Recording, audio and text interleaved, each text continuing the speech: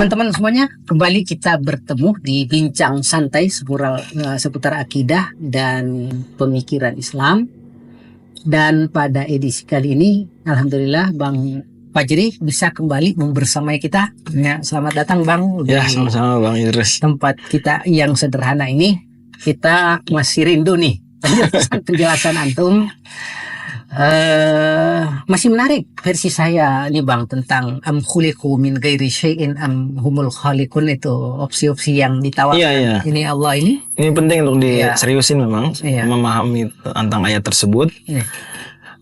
Itu satu ayat am khuliqu min ghairi syai'in am humul khaliqun mengandung dua opsi yang keliru ya, dan kita mengandung fallacy mereka. Opsi pertama am khuliqu min ghairi syai'in, diciptakan tanpa sesuatu, berarti kan berhubungan dengan dia ada, kemudian ternyata ada sebabnya. Sebabnya ada dan ternyata nggak ada. Berarti ada yang membuat, ada yang menyebabkan dia ada. Terus seandainya nggak berhenti, kita akan sampai pada tasalsul tadi. Infinite regress. Yang tidak. Ya ini terus menerus, butuh sesuatu lagi, butuh tanpa ada ujung, yang dia adalah uncreated creator. Dia adalah pencipta yang tidak diciptakan. Kan nggak ada dalam bayangan ateis, nggak ada, ya udah begitu terus. Nah itu sudah ini secara logika melanggar gitu ya, tidak logis, karena buktinya kita ada, karena kita ada berarti ada pencipta di awal tadi. Ada pencipta di awal. Entah pencipta yang menciptakan kita langsung atau menciptakan kita melalui sebab, itu urusan lain. Bukan poinnya, tapi pastinya ada. Ujungnya itu adalah uncreated creator, pencipta yang dia tidak diciptakan. Lam yalid walam yulad. Ya, bahasa Qur'annya lam yalid walam yulad gitu ya. Kemudian kemungkinan kedua, bahwasanya manusia menciptakan dirinya sendiri. Amhumul khaliqun, dia menciptakan diri sendiri. Ini juga lagi-lagi nggak logis. Ada dengan sendiri. Dia untuk bisa mencipta dia harus ada. Ya. Dan dia mencipta diri sendiri gimana? Putar, daur namanya, circular reasoning. Ini juga fallacy lain dari logika. Sesat pikir yang berikutnya yang ditampilkan di sini adalah tadi itu, yaitu apa? Circular reasoning, daur. Muter. Untuk bisa mencipta diri sendiri mesti ada. Untuk ada mesti mencipta diri sendiri. Yang mana duluan? Nah, gini, jadi 1, 2 keliru, Allah nggak perlu sebut kemungkinan yang ketiga. Yang ketiga yang sifatnya udah pasti gitu ya. Udah paham orang yang, dan Allah menghargai manusia ya. Dalam artian Allah memahami dan pasti paham ya. Allah pasti mengetahui manusia punya rasional sudah dia ciptakan pada manusia. Manusia bisa berpikir sendiri. Bahkan ada yang bilang itu lebih jelas dari penjelasan. Yang antum bilang tadi bahwa kalau bisa sederhana ngapain harus? Ya betul, itu tadi Occam's razor ya. Makanya ada salah satu di internet tuh pernah ada, saya waktu itu masih punya akun Twitter. Ada meme terkenal itu, gambar orang dia menantang Tuhan. Tuhan, buktikan kamu ada. Nah, terus di gambarnya berganti siang malam, berganti hujan, apa kurang lebih gitulah. Terus dia bilang, mana? Gak juga ada tangan bukti. Masih kok cuman itu doang gitu. Nah, padahal itu buktinya dia adalah adanya alam semesta ini. Dan alam semesta inna fi ikhtilafil laili wan nahar, pergantian siang dan malam, la ayatin, ada tanda kata Allah gitu di surat Yunus misalnya. Dan banyak ayat-ayat sejenis. Jadi kalau masih ditanya mana bukti Tuhan adalah dia ada, itu bukti Tuhan. Wa fi anfusikum afala tubsirun, dalam diri kalian ada bukti. Alam semesta berganti siang malam, bumi terus ada revolusi, ada rotasi dari planet-planet, itu bukti. Dan rapih, teratur. Apa mungkin sebuah kegiatan terjadi tanpa ada pengarah gitu kan ya? Begitu saja. Memang berangkat dari situ kemudian ada sebagian ateis yang bilang gini, wah tapi kan kita lama-lama tahu dengan sains ini bahwasanya hujan proses ada prosesnya begini, penguapan air misalnya. Secara rasional gitu ya. Pokoknya semua sudah dijelaskan sains, walaupun klaim bahwasanya semua sudah bisa dijelaskan sains itu nggak tepat juga. Masih banyak hal-hal yang jadi misteri dalam pandangan saintis itu sendiri. Mereka masih terus meneliti banyak hal yang jadi misteri. Atau kalaupun sudah ada jawabannya masih terus dikaji, bener nggak? Dan terbukti kita kalau baca literatur sains lintas sejarah, akan ada teori-teori yang sempat laku satu periode masa kemudian dibantah dengan jawaban yang lebih mantap dan seterusnya. Artinya klaim bahwasanya semua hal sudah bisa dijelaskan sains sehingga kita tidak lagi butuh Tuhan, itu keliru. Dari awal sudah keliru. pun kalau kita anggap oke, sains sudah bisa menjelaskan semua. Apa artinya kalau sains sudah bisa jelaskan semua, Tuhan jadi nggak dibutuhkan? Oh enggak, karena sains menjelaskan aturan-aturan di alam ini kan. Proses yang terjadi di alam. Iya. Lah, proses terjadi di alam, itulah masih butuh jawaban lagi. Siapa yang mengadakannya? Siapa yang mengatur serapi dan sestabil itu aturan-aturan umum dari alam semesta? Justru yang ada, sains makin maju, membuktikan makin, wah alam semesta ini kompleks ya, rumit ya. Enggak, kebetulan ternyata ya, semua ada aturan, ada sunatullah kalau bahasa Islamnya, ada laws yang terus lintas zaman, lintas tempat, dia begitu. Iya. Ya kita bicara aturan umum, ada aturan-aturan yang berbeda suhu, beda situasi, beda kondisi gitu ya. Variabel-variabel kita biasa dalam belajar ilmu alam itu akan mempengaruhinya. Iya. Tapi tetap ada aturan-aturan umum yang stabil gitu ya. Dan ini tidak menafikan adanya Tuhan, justru makin Menegaskan. membuat kita yakin ada nih. Ternyata aturan luar biasa dahsyat. Iya. Nggak bisa dong aturan ini sedahsyat ini rapi terjadi kebetulan. Pasti ada. Dan Gimana tuh? berlangsung terus. Iya. Kalau seandainya dia tiba-tiba ada satu masalah, langsung lepas kontrol. Iya. Jadi stabilnya dan bagusnya alam semesta, indahnya alam semesta, teratur alam semesta, itu justru makin menguatkan adanya Tuhan. Jadi makin kita belajar sains, makin sains menjawab ini disebabkan ini, itu nggak menafikan Tuhan, karena Tuhan mencipta itu juga dengan sebab. Malah menjelaskan kelihatannya detil Iya. sesuatu yang membuat kita makin kagum. Betul. Ya, jadi jangan pernah dibayangkan gini. Orang kalau percaya ada Tuhan tuh hati percaya semuanya celing ada gitu. Kun fayakun gitu aja gitu. Sebetulnya betul begitu, tetapi Allah berkehendak, dan Allah mampu. Allah mampu menciptakan sesuatu ya, begitu aja. Tapi Allah berkehendak. Ini dengan kebijaksanaan Allah, dan Allah Maha mengetahui yang terbaik untuk menciptakan tuh ya dengan proses. Tapi ada kalanya betul-betul menciptakan tanpa sebab ya ada. Tapi kebanyakan di alam semesta kita saksikan ya, prinsip dasarnya gitu ada ya. sebabnya. Nah, Allah mencipta juga. Ada hukum kausalitas lah, Iya. sebab akibat. Jadi bagaimana kita bisa malah ketika makin tahu sebabnya, makin menafikan Tuhan yang menciptakan sebab itu sendiri. Ya itu sebenarnya kalau begitu bukan ilmu, karena seharusnya input ilmu itu adalah memberikan kesadaran. Ya itu salah Jadi satu narasi yang bisa kita pahami ya dari itu semua. Misalnya di sains aja kita kadang mendengar segalanya karena faktor DNA. Tuhan enggak? Oke, kalau dibilang manusia berbuat dan seterusnya faktor DNA, kalau memang terbukti demikian, oke, let it be, biarlah gitu. Tapi dari mana dapat simpulan Tuhan nggak berperan? Dari mana? Itu simpulan butuh bukti. Ya, itu kan cuma tuduhan. Sekadar manusia berbuat atau manusia gimana dari DNA? Oke. Terus dari mana simpulan bahwa ada DNA berarti nggak ada Tuhan? Justru dengan DNA makin canggih, luar biasa, detail. Oh, masa kebetulan DNA? Justru itu berarti ada yang maha ini, maha mengetahui, maha luar biasa yang menciptakan DNA serapi itu, seindah itu. Jadi hati-hati ya. Betul bang, betul. Benar-benar kata Allah kan di Al-Quran, wala ya'tunaka bimatsalin illa ji'naka bil haqqi wa ahsana tafsir. Masya Allah. Jadi kalau penentang Islam datang membawakan argumen, justru argumen itu ya sendiri nanti akan bisa dibalik menjadi argumen yang menjawab. Nah inilah kan. Sama di sini dikatakan tadi kan, wah ada sains kita, wah ada DNA, wah berarti Tuhan nggak butuh. Oh enggak, terbalik. Justru dengan makin rumitnya, kita tahu alam ini begitu rapi, rumit. Nggak bisa kebetulan. Mau nggak mau berarti ada pengatur. Mungkin betul. Kembali kita ke poin Occam's razor tadi. Iya. Gimana? Apakah kita memilih simpulan yang sangat-sangat kecil kemungkinannya? Yang itu bisa dikatakan dalam matematika itu nol. Kita nafikan, kita tolak sesuatu yang lebih mudah, jauh lebih sederhana dan lebih masuk akal. Itu adalah gampang aja. Alam semesta diatur Tuhan. Kenapa sih? Kadang-kadang kita perlu bertanya juga. Untuk mengatakan Tuhan nggak ada kan juga butuh lebih butuh argumen. Karena buktinya Tuhan udah ada ciptaan Tuhan. Iya. Udah ada. Ini semua apa? Nah, itu aja. Kalau ada efek berarti ada cause. Kita nggak harus. Bisa jadi mungkin Bang Idrus ya akan dengar orang yang bilang saya maunya percaya yang bisa dilihat gitu kali ya. Wah, ya semuanya keberadaan karena kelihatan, tidak harus ada juga sekedar informasi gitu ya. Jadi bilangnya gimana tadi? Ya, jadi mereka mengatakan yang saya akui ada itu kalau saya bisa melihat. Dan penglihatan ilmiah. Suatu pernyataan baru benar. Iya. kalau kelihatan buktinya gitu, bisa diindra. Terbukti. Nah, jadi baru disebut enggak kalau terbukti betul. Muslim sepakat. Tapi kalau harus dilihat. Harus dilihat. Harus dilihat. Nah, itu kita balikin dulu aja. Pernyataan tadi. Iya. Saya juga nggak lihat kebenaran pernyataannya dengan mata saya.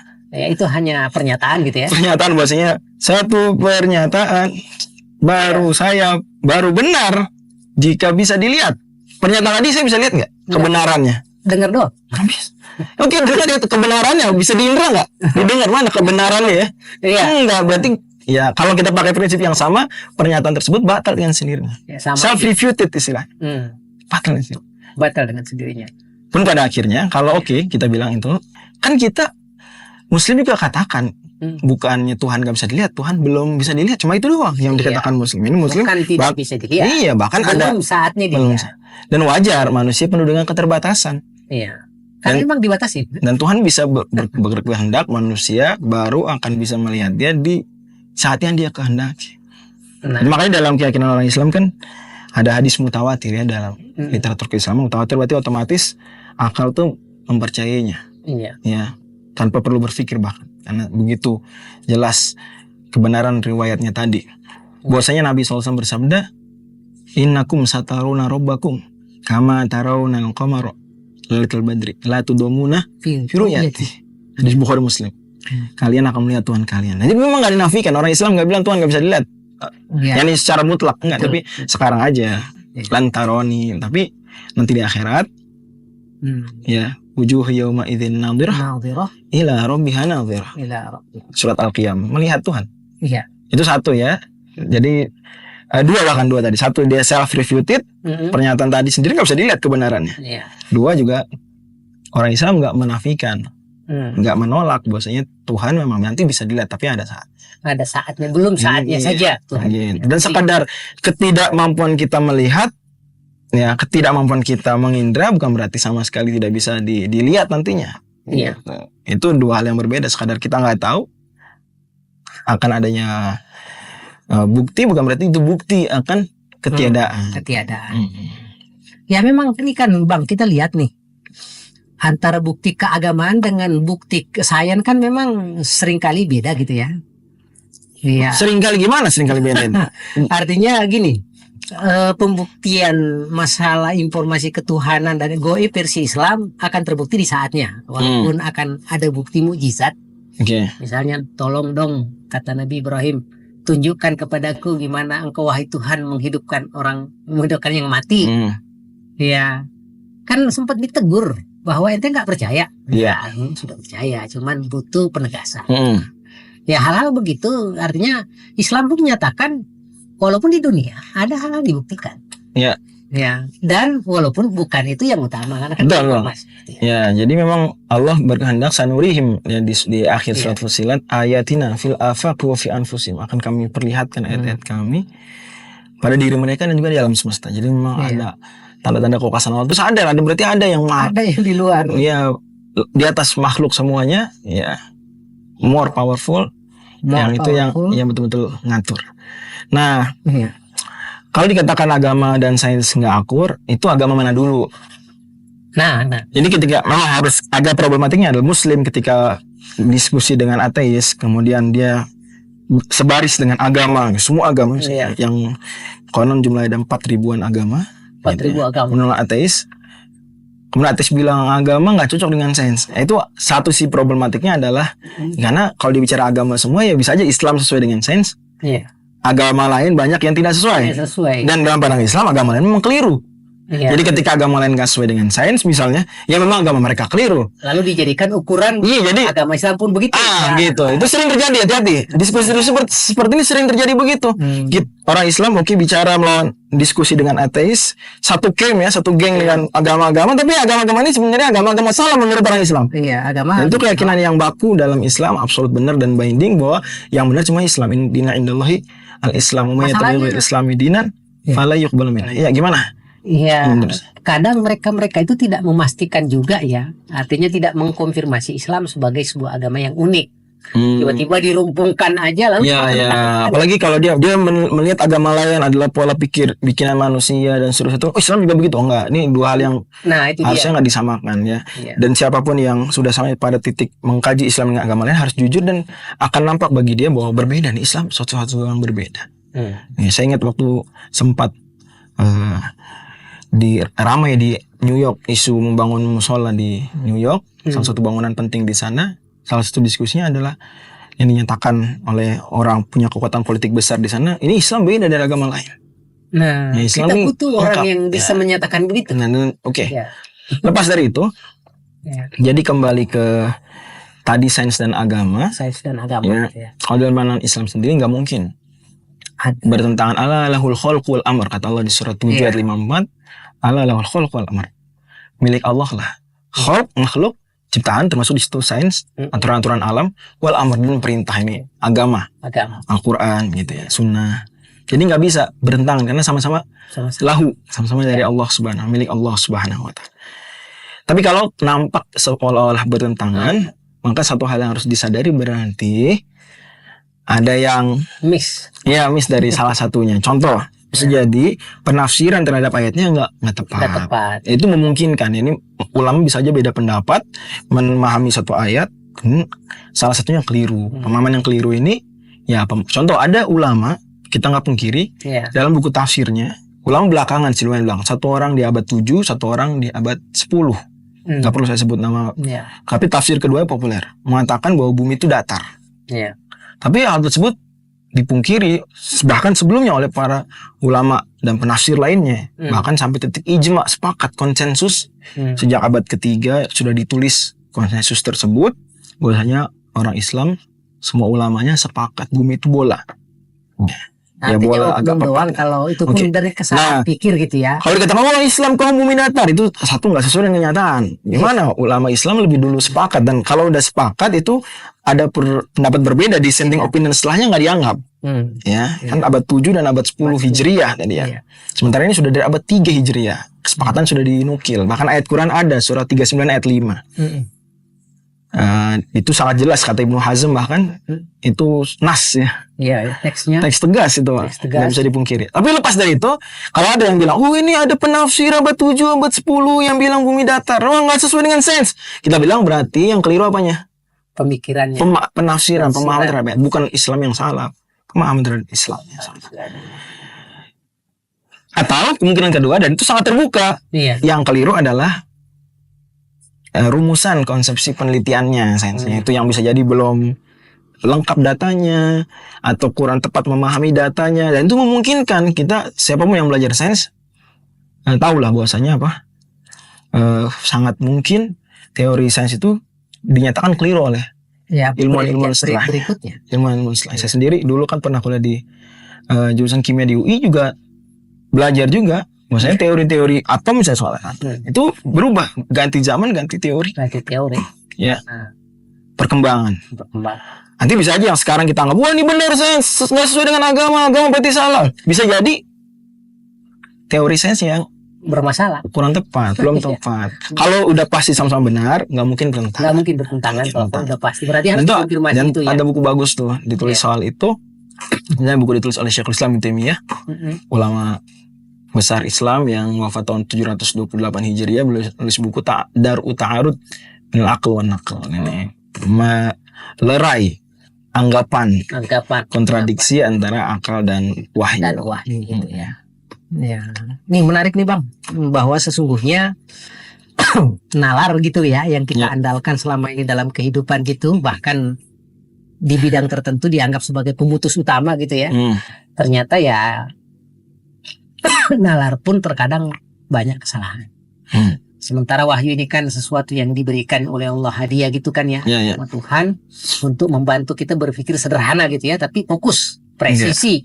Betul. Nah ini seringkali tidak dikonfirmasi sehingga ini silakan minum Bang. Ya maaf ini. Juga izin minum, aus juga nih. Bismillah.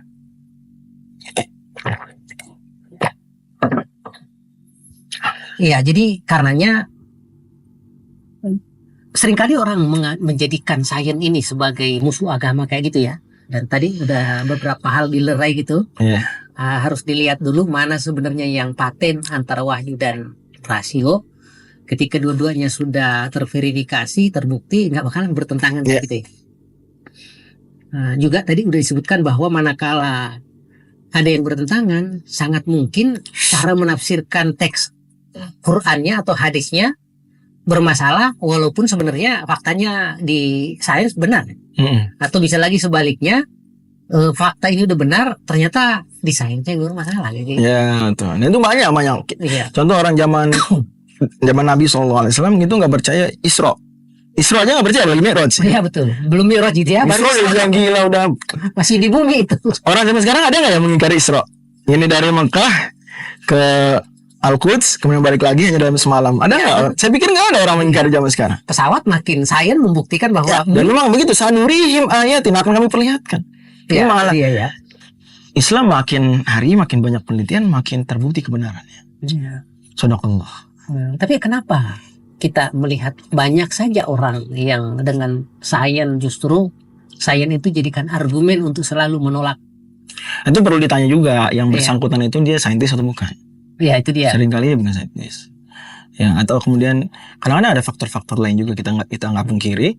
Ya, karena kan coba menurut Bang Idrus gimana kira-kira orang tuh jadi ateis tuh gara-gara apa aja sih? Kan nggak selalu argumennya sainsnya. Iya. Nggak selalu. Lebih ke malas berpikir. Ataupun kalaupun dikatakan argumen sains itu juga nggak bisa menjelaskan.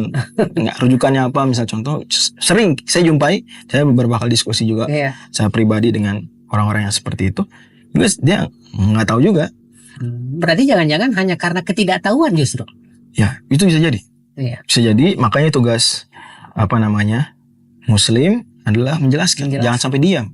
Oh. Ya, nanti ditanya. Iya. Islam kenapa nggak Anda dakwahkan, nggak Anda jelaskan tuh? Kita punya tanggung jawab minimal pada keluarga kita. Qu anfusakum wa ahlikum naro. Iya, berarti ada fakta-fakta keislaman yang nggak sampai ke mereka, sehingga seolah menafikan itu lebih mudah dibanding meyakini. Ya, betul. Makanya Syekhul Islam Taimiyah juga dalam awal-awal Minhajus Sunnah Nabawiyah tuh itu menyatakan bahwa kesesatan itu makin tersebar karena ilmu tidak didakwahkan. Kalau ilmu didakwahkan, hal-hal yang menyimpang, pemikiran keliru umat akan tahu, masyarakat akan tahu. Nah, sepakat nih Bang. Ada lagi nggak faktor kira-kira menurut Bang Idrus? Ya, lebih banyak sih biasanya karena keras kepala juga kadang. Artinya fakta-fakta kayak sains yang dilihat itu. Memang sih ada titik di mana orang itu udah jelas bagi dia kebenaran, tapi dia tetap nggak mau ngikutin. Itu ya. Nah, itu Allah bilang kan innalladzina yujadiluna fi ayatina la yakhfauna 'alaina. Afa man yulqa fin nari khairun am ya'ti amina yaumil qiyamah. Di ayat lain, innalladzina yujadiluna fi ayatillahi bighairi sultanin atahum in fi sudurihim illa kibrum ma hum bibalighi. Jadi di Al-Qur'an sini sudah ada pengakuan ada orang-orang yang dia nggak mau ngikutin kebenaran bukan karena dia nggak tahu itu benar, bukan karena nggak nampak kebenaran buat dia, tapi ada faktor lain, kibar, mengikuti hawa nafsu. Bisa jadi kan mungkin ada orang menganggap kalau saya jadi muslim saya nggak bisa zina, atau dalam bayangan dia gitu ya. Iya betul. Walaupun kalau dalam pandangan Islam orang nggak muslim ketika dia melakukan dosa, meninggalkan kewajiban, nanti di akhirat juga akan diminta konsekuensinya berupa misalnya hukuman atas meninggalkan sholat, atas berzina, meskipun dia enggak saya bukan muslim, enggak tetap. Jadi aturan Islam itu berlaku juga di akhirat, bisa diperhitungkan. Yang wujuba iqobin, la wujuba mu'aqobah, la wujuba mutolabah. Seperti di surat apa tuh? Al-Mudaththir ya. Masalahkum fi saqar. Qalu lam nakun musallin, wa lam nakun nut'imul miskin, wa kunna nakhudu ma'al khidin, wa kunna nukadzibu biyaumiddin. Ditanya kenapa masuk neraka sakar, disebutin enggak cuma tentang mengingkari. Iya. Keimanan, tapi enggak salat, enggak zakat gitu ya, gampang gitulah. Karena ghibah atau karena jelek-jelekan orang. Padahal tadinya menganggap tuh kewajiban muslim gitu. Iya, tapi jadi enggak. Ya, yang benar adalah bahwasanya al-kufar mukhatabuna bi furu'i syariah wa bima la yatimu illa bihi wa huwal Islam. Itu ya kata Imamul Haramain dalam Al-Warqat. Orang non muslim juga diperintahkan dan dilarang dengan perintah Islam. Nah, itu kemaslahatan juga buat mereka. Jadi maslahat ajaran Islam bisa dirasakan bahkan oleh orang yang enggak berafiliasi dengan Islam. Iya. Ini saya teringat nih Bang, sebuah kisah di eranya Imam Ahmad gitu ya. Masih terkait itu, sampai orang non muslim datang. Nih Pak Syekh juga membantu kami untuk menyelamatkan kehidupan katanya. Gitu ya. Iya, artinya diakui sampai dipuji sama salah seorang bahwa oh memang antum canggih, tapi kata Imam Ahmad, saya tahu diri saya kok tidak sehebat yang antum makan. Nah kita juga merasa bersalah gitu dengan Iya. adanya kemunduran peradaban ya. Mungkin orang sekarang bilang ini alam apa dunia makin gak beres. Itu juga kita berandil, orang-orang Islam berandil juga dalam kemunduran tersebut. Bukan kan Islam yang salah, tapi karena kita tahu Islam benar tapi kita nggak ngamalin. Iya. Maka Syekh Abu Ali Al Hasan An-Nadawi punya buku bagus, Madza khasirul alam bin hitatil muslimin. Iya. Alam rugi ketika orang Islam gak konsisten sama agama. Ada umat Islam konsisten, mudah-mudahan Allah berikan kepada kita Amin, amin. konsistensi dan komitmen untuk menjalankan Islam ya.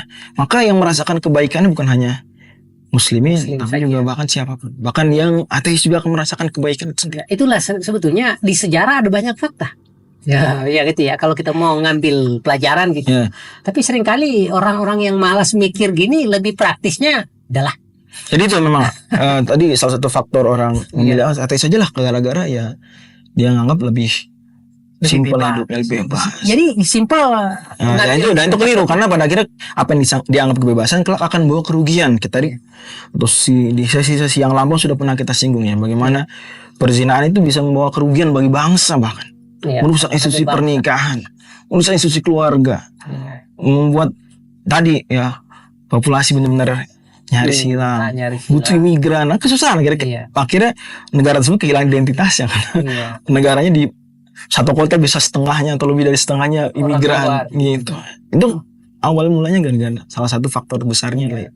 Nah itu orang-orang yang ateis begini, apalagi juga ada yang menganggap nggak perlu lagi ada pernikahan untuk sekedar generasi, toh bisa didapat di luar tanggung jawab pernikahan gitu kan ya. Tapi seringkali ya. Nah, biasanya kalau nggak nikah dia enggan punya anak. Kalau punya anak paling satu dong nggak. Ya. Karena itu kan beban gitu ya. Ya kan mereka kan mau keluar dari beban. Betul. Kepengen. Tapi umum kita bicara umum ya. Kalau ada 1-2 kasus osnamu pengecualian ya itu lain cerita. Ya betul. Kan penelitian cukup dengan data umum ya. Yang tidak harus semuanya. Iya. Harus dan itu sudah mungkin. Iya. Dengan keluarga atau ada masalah dengan muslim. Oh kekecewaan gitu ya. Bisa jadi muslim karena ya kemudian akhirnya enggak saya nggak mau lah kalau gitu nih orang bertuhan pada jahat-jahat sama saya nggak usah bertuhan contoh. Ada yang kadang titik seperti itu dan itu tentu saja satu dia nggak logis cara berpikir seperti itu karena dia bagaimana menimpakan kesalahan pada Tuhan untuk pada agama tertentu hanya karena kecewaan pada oknum yang nggak menyenangkan dia perbuatan itu nggak logis. Tapi itu kenyataan kadang kita nggak kadang sering kita jumpai begitu. Maka adalah sebuah hal yang harus dicamkan Bang Idrus juga siapapun yang mungkin ingin berdiskusi soal ini agar jangan hanya bicara tentang logika. Betul tadi kita paparkan argumen logika tapi juga coba sentuh hati. Kita berbuat baik, kita berakhlak baik. Ingat tak, ateis itu sendiri dia manusia. Orang Islam baik sama manusia. Betul. Ada hak-haknya. Nggak bisa kita tiba-tiba tonjok terus enggak. Islam mengajarkan baik. Iya. Sehingga nanti ketika sudah tersentuh hatinya dia akan sadar. Itu seringkali hal yang seperti itu justru lebih kuat daripada sekedar argumen. Kebenaran argumen. Sering yang seperti itu. Nah ini saya pikir perlu kita bahwa ternyata etika itu menunjukkan identitas. Itu juga bisa. Kan gitu ya. Juga kembali ke poin yang dulu pernah kita diskusikan ya. Etika menunjukkan justru kebaikan sesuatu yang menjadi sumbernya itu agama kah, Tuhan kah gitu ya. Dan tidak selamanya harus kita berargumen gitu. Betul sekali. Karena argumen ini kan kepentingan orang-orang dalam tanda kutip yang menunggu jawaban. Iya, menunggu jawaban. Jadi teman-teman semuanya, alhamdulillah di sesi ini Bang Fajri memberikan kita beragam pandangan ya terkait opsi-opsi kenapa berpikir ateis itu benar-benar gak keren. Karena sebenarnya juga tidak selamanya memenuhi unsur-unsur yang disebut realistis gitu Bang ya. Kebenaran rasional. Kayak hayalan jadinya. Dianggap benar oleh yang kadang-kadang betul. Mungkin kalau saya tambahin lagi. Karena dikatakan orang yang percaya Tuhan yang berkhayal, lebih berkhayal lagi tadi yang alam semesta terjadi kebetulan itu lebih berkhayal. Mau disebut berkhayal. Ya itu dia ya, gak sadar itu justru hayalan tingkat tinggi loh. Bahkan tapi itu sekali lagi kita tidak dalam konteks mencemooh, kita dalam konteks menjelaskan betapa kelirunya kita orang Islam tidak dididik untuk suka mencemooh dan jelek-jelekan. Ya betul. Jadi kita hanya membanding gitu kan ya. Dan itu wujud daripada cinta kita pada manusia adalah kita mengajak pada kebenaran, mengajak berpikir. Ya. Oke. Ya. Allah Makasih banyak, maaf kalau ada yang Bang kurang Fajri. berkenan Bang Idris. Sesi ini menarik ya. Mudah-mudahan nanti teman-teman kita yang butuh istilahnya pembanding lah gitu ya, Bang Fajri ya, terkait dengan isu-isu seperti ini bisa mendapatkan sesuatu pencerahan lah gitu ya, Bang Fajri. Amin amin. Jazakumullah. Mudah-mudahan Allah juga terus limpahkan taufik buat kita. Amin, amin, amin. Ya, demikian teman-teman semuanya. Sampai ketemu lagi di sesi berikutnya terkait bincang akidah dan pemikiran.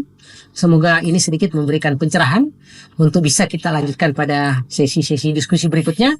Bye-bye.